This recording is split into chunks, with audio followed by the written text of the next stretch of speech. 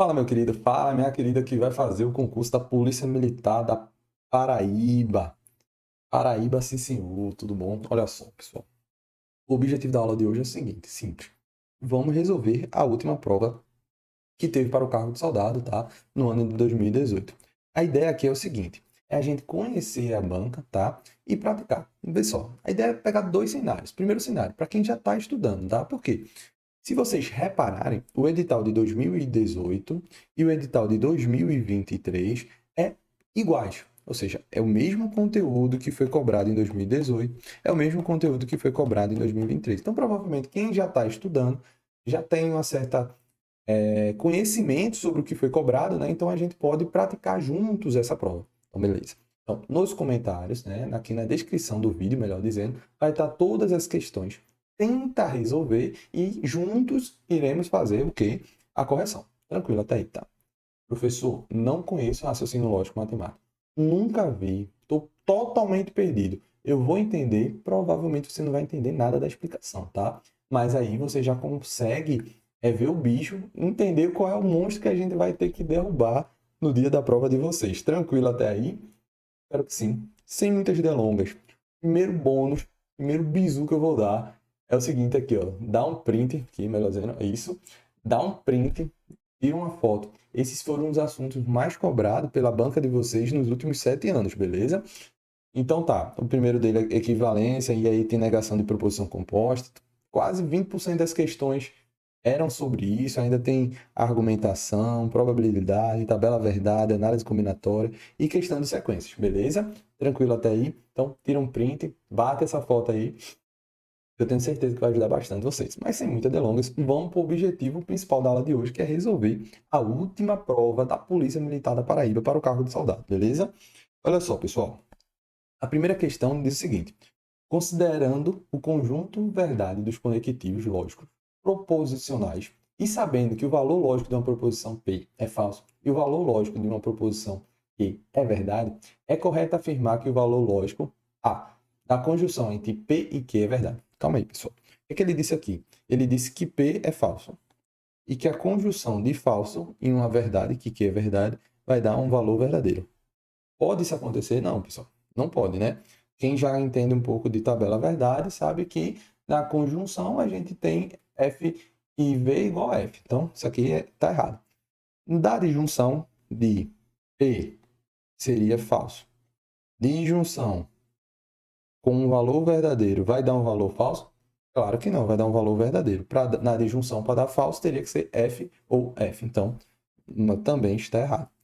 Letra C, bicondicional de P é falso. Ó, bicondicional apontando para os dois lados, né? A bicondicional FV vai dar um valor falso? Vai. A bicondicional é o seguinte: se os dois valores forem diferentes, isso aqui vai dar falso. Né? Se os dois valores forem iguais, vai dar verdadeiro. Então, gabarito é letra C de casa, tá? Vamos ver por que, né, a letra D não é. Ele fala de uma condicional, né, nessa ordem, F, então V. Isso vai ser falso. Não, pessoal. Se começa com F, é verdadeiro, então tá errado. Para ser falso numa condicional, é a nossa Vera aponta para Fischer, beleza? Aí sim temos uma condicional falsa. Beleza, primeira questão tranquilaça, né? Só para saber lá se vocês conheciam os conectivos.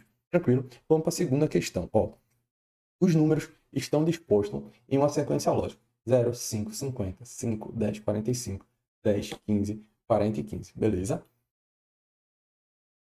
Nessas condições, a soma entre os dois próximos números da sequência é. Beleza. Questão de sequência não tem muita teoria, tá, pessoal?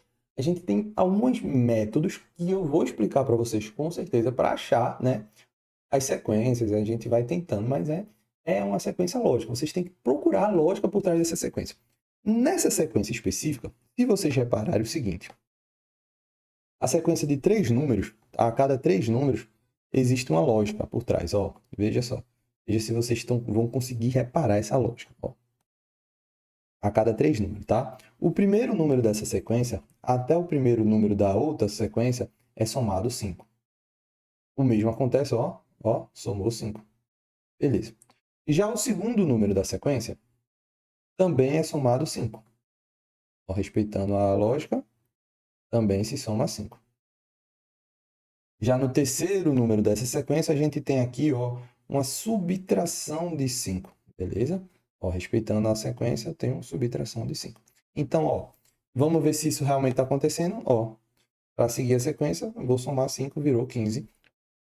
Certíssimo. O próximo número de 15, o segundo número também é somado 5, então vira 20. E o próximo número subtrai 5, né? Então de 40 vira 35.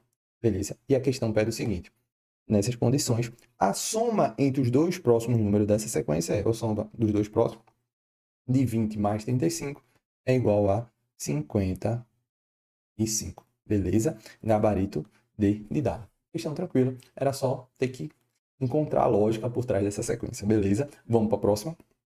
Olha, questão de regra de 3. Beleza. Regra de 3 é o seguinte. Regra de 3 a gente mata fácil, né?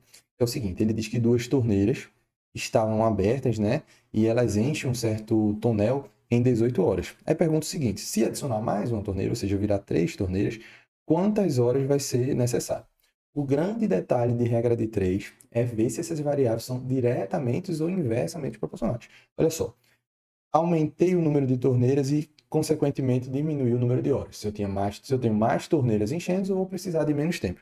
Se os símbolos são diferentes, né, os sinais são diferentes, se trata de uma variável inversamente proporcional. Se a variável é inversamente proporcional, eu inverto onde está minha variável x.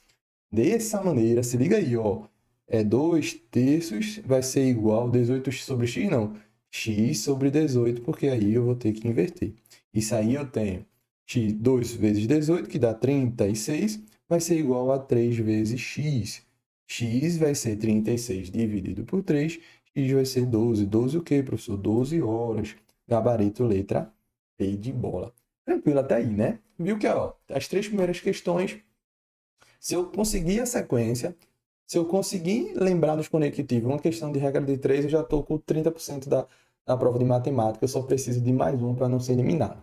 Beleza? Vamos para a próxima? Ó, questão de negação da frase Marcos é jogador de futebol e Ana é ciclista.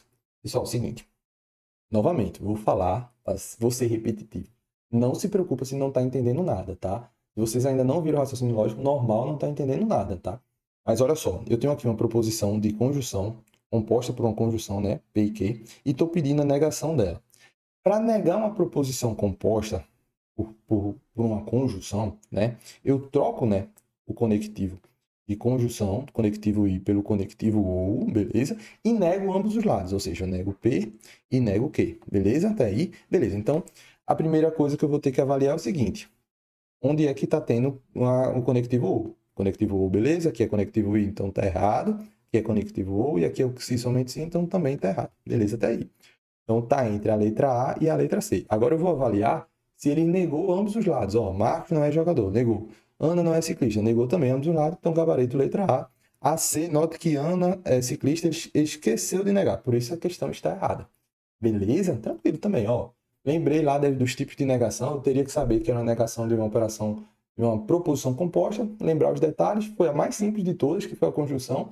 Já tinha as 4 questões, já me livrava de matemática. Pelo menos eu não ia ser eliminado de matemática, agora eu só ia somar nota. Vamos lá para a próxima? Ó, 5 carros de corridas estão enfileirados. Beleza. Aguardando a largada. Sabe-se que atrás do vermelho só há um carro e na frente do azul só há um carro. O total de carros na frente e atrás do carro marrom são iguais. E se o carro amarelo está na frente do carro azul, então o carro laranja é o... professor, não entendi nada. Tranquilo. Olha só, nesse tipo de questão, né, que ele vai dando as informações e tal, e vocês vão ter que preencher essas informações, a gente vai fazendo fila por fila, informação por informação. Ó, ele disse que são 5 carros, tá? 5 carros. O primeiro, o segundo, o terceiro, o quarto e o quinto colocado. Tranquilo. Aí ele falou o seguinte, ó, a primeira informação que ele deu foi atrás do vermelho só há um carro. Atrás do vermelho só há um carro. Se atrás do vermelho só há um carro, obviamente o vermelho só pode estar em quarto colocado, vermelho. Porque atrás dele só há uma pessoa. É verdade, professor, só há uma pessoa. Aí ele disse outra informação aqui também, ó. Na frente do azul só há um carro. Poxa, na frente do azul só há um carro, então o azul está em segundo. A azul está em segundo. Beleza? Na frente dele só há um carro. Tranquilo até aí. Aí ele disse ainda, ó, o total de carro na frente e atrás do carro marrom são iguais. Então, se o na frente e atrás é igual, então o marrom está no meio. Marrom está no meio. Marrom. O marrom está no meio. Ah, tranquilo, é verdade, o marrom está no meio. Aí ele disse ainda para matar, ó, se o carro amarelo está na frente do carro azul e o carro azul está em segundo, então o amarelo está em primeiro. O amarelo está em primeiro. Então, o carro laranja é só sobrou o último colocado. Letra A. Questão tranquila, só bastava ir com calma, é uma questão mais de interpretação até. Beleza? Ó, já somou mais um ponto aí na prova de vocês. Vamos para a próxima. Sabe-se que dois quadrados têm o mesmo peso de três triângulos. Dois quadrados, ó, dois quadrados é igual a três triângulos. Tranquilo. Sabe-se também que dois triângulos têm o mesmo peso de três círculos. Três círculos.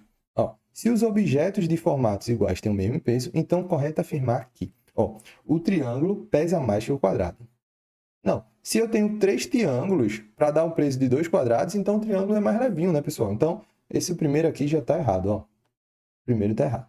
E o segundo aqui, ó, ele fala quadrado tem o mesmo peso que círculo. Quadrado tem peso de círculo. Quadrado tem um peso de círculo. Então, ele está comparando quadrado com círculo e note que eu não tenho essa comparação com quadrado com círculo. Então, eu tenho que criar essa comparação entre quadrado e círculo. E quem é que é comum entre eles? O triângulo. Então, ó, eu posso dizer o seguinte, que 2t é igual a 3c. Beleza. Isso aí eu já sei. E eu sei também, ó, eu posso achar o valor de triângulo em relação a quadrado. Que seria o seguinte, t vai ser igual a 2 quadrados sobre 3. Porque o 3 estava multiplicando, passou para o outro lado dividindo. Tá. Então, t, eu posso substituir aqui, ó? Posso. Então, eu tenho aqui o seguinte, 2 vezes t, que eu acabei de ver que é 2 quadrado sobre 3, vai ser igual a 3 vezes c, beleza? Assim eu tenho, vou trazer para cá, tá? Trazer para cá, tem mais espaço. 4 quadrados vai ser igual, 4 quadrados sobre 3 vai ser igual a 3c, tá? Para trazer essa balança mais certinha, eu vou botar aqui, ó, 4 quadrados é igual a esse 3 que está dividindo, vai passar para lá multiplicando 9c. Ou seja, 4 quadrados têm o mesmo peso de 9 círculos. E essa informação está aqui, ó, na letra D. 4 quadrados têm o mesmo peso de 9 círculos. Tranquilaço. Gabarito letra D. Matamos mais uma. Vamos para a próxima. Ó, se Carlos foi ao cinema, então Paula foi ao clube. Se Paula foi ao clube, então Maria foi ao show. Maria não foi ao show. Logo, tá. Essa questão aqui é uma questão de premissas, né? Ele diz as premissas e chega na conclusão. Como é que eu faço esse tipo de questão, tá? A primeira coisa que eu faço é entender que todas as premissas que foi dada, elas são verdadeiras, tá? Todas as premissas dadas são verdadeiras. Então, a primeira premissa é o seguinte, Carlos foi ao cinema. Então, eu vou botar aqui, ó, Carlos, cinema, tá? Se Carlos foi ao cinema, então Paulo foi ao clube. Eu vou botar assim, Paulo, clube. Beleza? Só estou escrevendo isso de uma forma mais resumida, tá? Aí eu tenho aqui, se Paulo foi ao clube, ou seja, Paulo, clube, então Maria foi ao show. Beleza, Maria foi ao show. E Maria não foi ao show é a terceira premissa. Maria, é aqui, ó, não, beleza, show. Tranquilo até aí, ó. Beleza, eu disse o seguinte, para resolver esses tipos de questões, que são questões de implicações lógicas, quando eu tenho uma premissa, né, que é uma premissa simples, que é o caso da premissa 3, é uma premissa simples, eu começo por ela dizendo que tudo isso aqui é verdadeiro, ou seja, tudo isso, premissa 1 é verdadeira, premissa 2 é verdadeira e premissa 3 é verdadeira. Tudo isso aqui, elas têm que ser igual a uma verdade. Mas eu tenho que respeitar que tudo isso aqui é uma verdade. Então, Maria não foi ao show é uma verdade. Se Maria não foi ao show é uma verdade, dizer que Maria foi ao show só pode estar o quê? Falso. Tá, beleza. Concluir a segunda premissa que Maria não foi ao show, que Maria foi ao show. Maria foi ao show está falso. Tranquilo. Seguinte, a segunda premissa é uma condicional. E a condicional, eu tenho a regra do seguinte, se a segunda é falsa, para que isso seja verdadeiro, ela só não pode ser a primeira premissa é ser verdadeira, porque senão teríamos a regra do V, então F. Se V, então F dá falso. E eu já disse que tudo isso tem que estar verdadeiro. Então, só me sobra para o primeiro parte, né, dizer que Paulo foi ao clube ser falso. Então, Paulo não foi ao clube. Ó, então, Paulo também aqui, ó, não foi ao clube, já está falso. A gente já sabe dessa informação. Novamente, eu tenho uma condicional em que o segundo termo é falso. O primeiro termo pode ser tudo, só não pode ser o quê? Verdadeiro, porque eu tenho que ter tudo isso aí verdade. Então, só sobrou dizer que Carlos foi ao cinema, também está falso, tá? Então, vamos ver as conclusões, beleza? Ah, esqueci de um detalhe importantíssimo. Essa questão da prova, ela foi anulada, tá? Ela foi anulada e a gente vai ver por que que ela foi anulada. Mas antes disso, vamos chegar no gabarito preliminar e depois eu vou dizer por que que ela foi anulada. Então, vamos lá. Ó, Carlos foi ao clube? Não, quem foi ou não foi ao clube foi Paulo. Então, já está errado daí, tem nada a ver. Paulo foi ao cinema? Também não, a gente nem falou disso aí. Ó, Carlos não foi ao cinema? Verdade, Carlos não foi ao cinema. Por que Carlos não foi ao cinema? Porque dizer que Carlos foi ao cinema, ó, é falso. A gente já chegou nessa informação aqui, ó, na premissa número 1. Beleza? Beleza. Então, o gabarito preliminar foi C. Mas por que que foi falso? Notem aqui, ó, na letra D, por que que foi anulado? Na letra D, eu tenho Carlos foi ao cinema. Carlos foi ao cinema, essa informação é falsa. Beleza. Então, Maria não foi ao show. Falso. Então, veio. Se eu tenho uma condicional com preliminar falso e o segundo, o primeiro termo antecessor falso e o segundo termo verdadeiro, tudo isso aqui vai dar verdadeiro.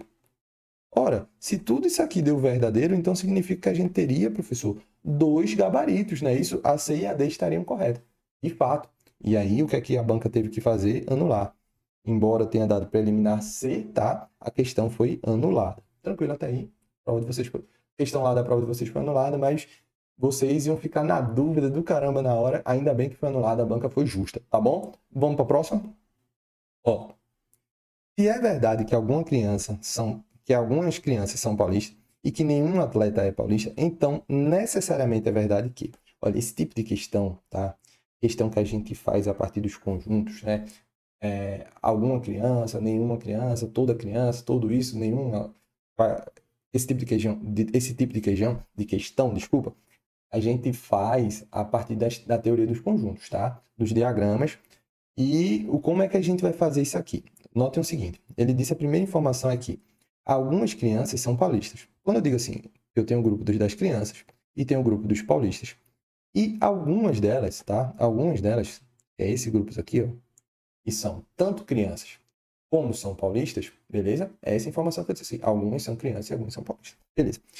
Porém, ele disse o seguinte, nenhum atleta é paulista. Nenhum atleta é paulista. Nenhum atleta é paulista. Professor, eu falar que nenhum atleta é paulista, eu posso dizer que os atletas estão fora aqui? Posso dizer. Posso dizer ainda que os atletas são parte crianças e parte não são crianças? Posso também. E posso dizer ainda que todo atleta é uma criança? Posso também, tá? Ou note, ele não me especificou, detalhou a relação de atleta com criança, tá? Ele só disse uma coisa. Nenhum atleta é paulista. Então, todas essas premissas necessariamente têm que obedecer a isso aí, tá? Então, eu tenho essas três possibilidades. Então, vamos anotar aqui. O roxinho é de atleta, o preto é de criança e o vermelho é paulista, tá? Então, vamos ver as informações que ele deu aí e vamos ver se não é necessariamente verdade. Olha só. Alguma criança é atleta? Eu não tenho como garantir isso aí, porque eu posso ter aqui uma criança, um atleta que não seja criança. Então, não necessariamente eu tenho essa informação. Letra A está errada. Letra B. Alguma criança não é atleta? Exatamente. Isso eu posso garantir, porque é justamente alguma criança que é paulista. E essa criança que é paulista, ela não é atleta. Isso eu tenho garantido. Então, gabarita a letra B. Vamos ver por que as outras estão erradas? Ó, nenhuma criança é atleta. Eu não posso garantir. Eu posso ter aqui uma criança que seja atleta, tá? Letra C aqui. Então, eu não tenho como garantir isso. E letra D. Algum atleta é criança, eu também não tenho como garantir isso, tá? Porque eu posso ter um atleta aqui que não seja criança, beleza? Então, a única informação necessariamente verdadeira é que alguma criança não é atleta, porque é justamente alguma criança que é paulista. Beleza, gabarito letra B. Vamos para a próxima? Olha só. questão diz o seguinte: um diretor deve escolher exatamente um professor e 2 alunos para representar a escola no evento. Se na escola há 6 professores e 10 alunos, então o total de escolhas possíveis para esse diretor é... Isso é uma questão de análise combinatória, tá? Análise combinatória, o detalhe de análise combinatória é entender quando é que eu vou usar uma combinação, né? Ou quando é que eu vou usar um arranjo. Tranquilo, até aí. Tranquilo. Não é a ideia aqui explicar isso aí. Mas note o seguinte.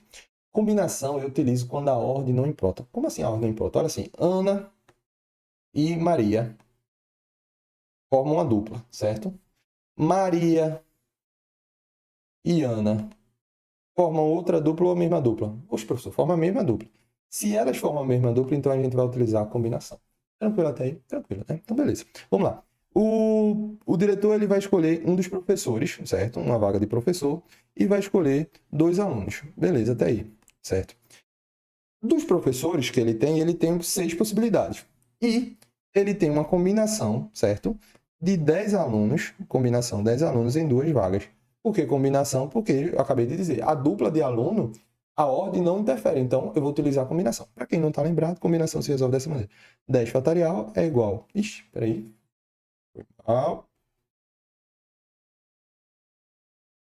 Desculpa aí, pessoal. Desculpa voltar aqui. Combinação 10 fatorial vai ser igual a 10 menos 2 fatorial, que dá 8 fatorial, é igual a 2 fatorial.